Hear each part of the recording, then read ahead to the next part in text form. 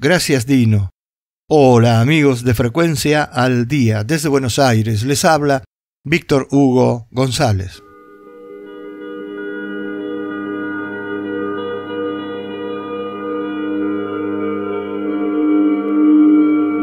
Se cumplen 50 años de la tragedia de los Andes. Escrito por Carlos Almirón.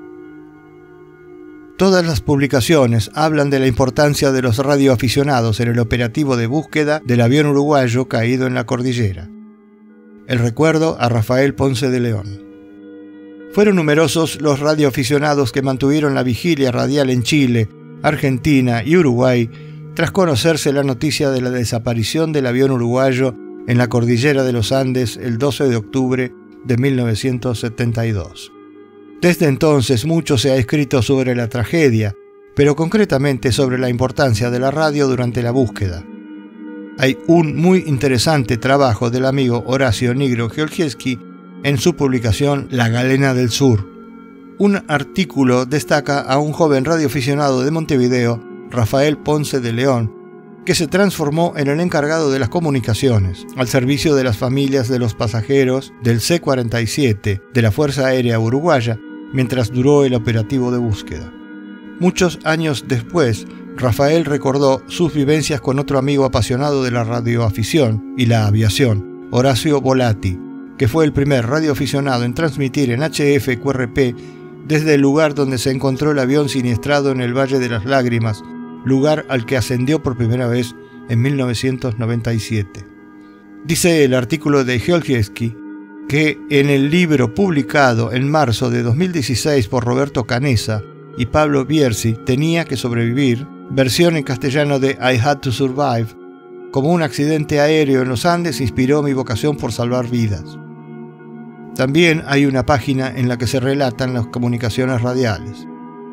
Lo que sí queda patente que los radioaficionados y la radio en general tuvieron un rol vital y significativo en toda la trama de este episodio. En el libro Viven de Piers Paul Read está patentemente reflejado el rol de los radioaficionados y particularmente el papel jugado por Rafael Ponce de León, quien vivía en ese entonces en Carrasco y contaba con un lineal Collins empotrado en módulos de madera en la pared de su sala de radio.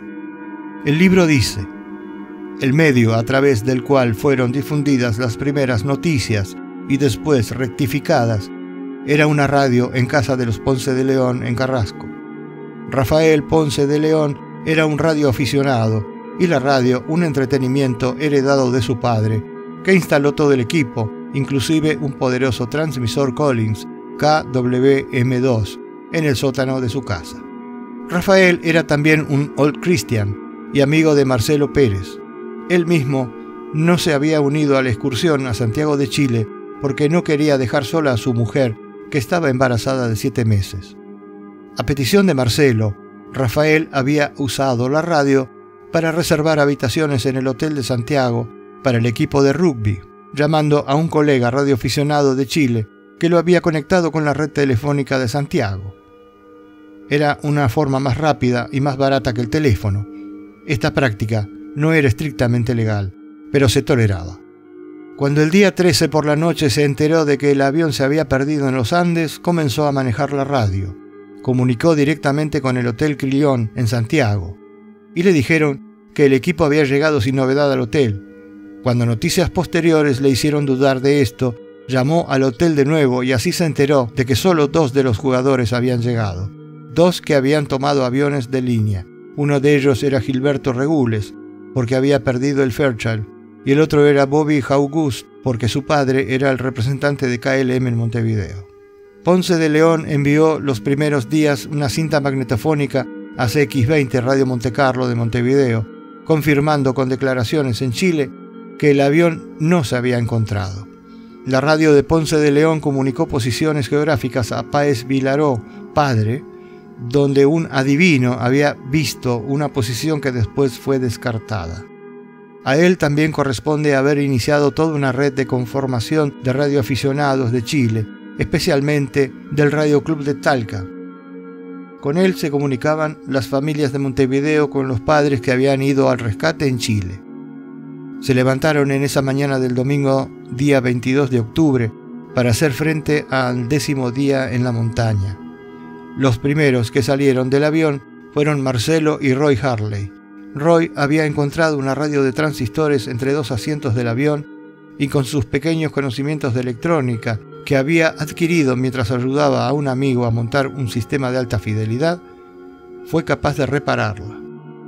Era muy difícil recibir señales en aquella hendidura entre tan altas montañas, así que Roy construyó una antena con pedazos de cable del circuito eléctrico del avión. Mientras trataba de sintonizar alguna estación, Marcelo sostenía la antena y la movía de un lado a otro. Oyeron a intervalos emisiones procedentes de Chile, pero ninguna noticia sobre su rescate. Todo lo que oían eran las voces estridentes de los políticos de Chile implicados en la huelga de la clase media contra el gobierno socialista del presidente Allende. Es natural que cuando ellos encontraron la pequeña radio a transistores japonesa marca Sharp entre los restos del avión, siempre escucharan onda media. Durante días escucharon emisoras chilenas y un día anunciaron que la búsqueda se había suspendido. Esto no amilanó a Páez Vilaró, que el 22 de octubre sobrevoló la zona y relevó aviones y pilotos en el sur, mientras que Ponce de León llevó a cabo la segunda organización que se constituyó, la de Radioaficionados de Chile, que Rafael había reclutado desde su QTH Carrasco. Muchos de ellos no solo pusieron a disposición de Páez Vilaró las radios, sino ropas apropiadas y automóviles.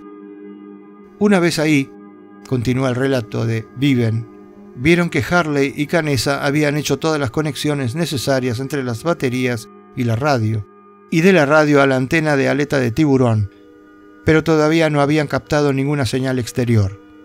Creyeron que esto se debía a alguna deficiencia de la antena, así que arrancaron cables del circuito eléctrico del avión y los empalmaron. Un extremo del cable resultante lo ataron a la cola del avión y el otro a una maleta llena de rocas que situaron en la parte alta de la montaña, constituyendo así una antena de más de 20 metros de largo. Cuando la conectaron a la radio de transistores que llevaban consigo, sintonizaron muchas estaciones de radio de Chile, de Argentina y de Uruguay. Cuando la conectaron a la radio del Fairchild, no consiguieron oír nada. Volvieron a conectar con la radio de transistores, sintonizaron una estación que radiaba música alegre y se pusieron a trabajar de nuevo. En la radio de transistores a la que habían conectado la antena, oyeron los cuatro las noticias en las que se anunciaba que iba a ser reanudada la búsqueda por el C-47 de la Fuerza Aérea del Uruguay. Cada uno recibió la noticia de distinta forma. Harley estaba loco de alegría y de esperanza. Canessa también parecía entusiasmado. Vicentín no reaccionó de ninguna manera, mientras que Parrado parecía desilusionado. No sean tan optimistas, dijo. Que nos estén buscando otra vez no quiere decir que nos encuentren. Canessa seguía intentando reparar la radio y se oponía a regresar al avión. Parrado y Vicentín ya tenían en sus mentes la idea de la expedición, pues se había decidido en el avión que si fallaba la radio, los expedicionarios debían partir inmediatamente montaña arriba, obedeciendo a la única cosa de la cual estaban seguros, que Chile se encontraba hacia el oeste. Finalmente, cuando deciden abandonar la recuperación de la radio del Fairchild, Harley, dando rienda suelta al infortunio y a la frustración que había sentido durante todos aquellos días, rompió a puntapiés todos los componentes de la radio que con tanto trabajo habían conseguido poner en orden. La radio siguió siendo un vínculo muy importante. Más adelante en el libro se lee: Daniel Fernández, sin separarse un momento de la radio, oyó que aviones chilenos y argentinos se habían unido en la búsqueda al C-47 uruguayo y que las autoridades argentinas estaban examinando la cruz, ya que se suponía que se hallaba en su territorio.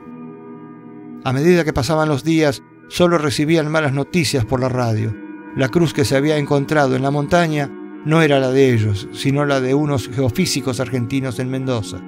En consecuencia, los helicópteros del Servicio Aéreo de Rescate se habían retirado y solo continuaba la búsqueda del C-47 uruguayo. En otra parte del libro llegamos al momento en que radioaficionados hablan del hallazgo del avión.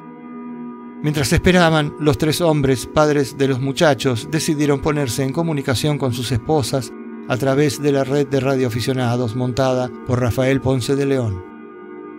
Una vez más, Encontraron al radioaficionado que siempre encontraban a donde quiera que fuesen.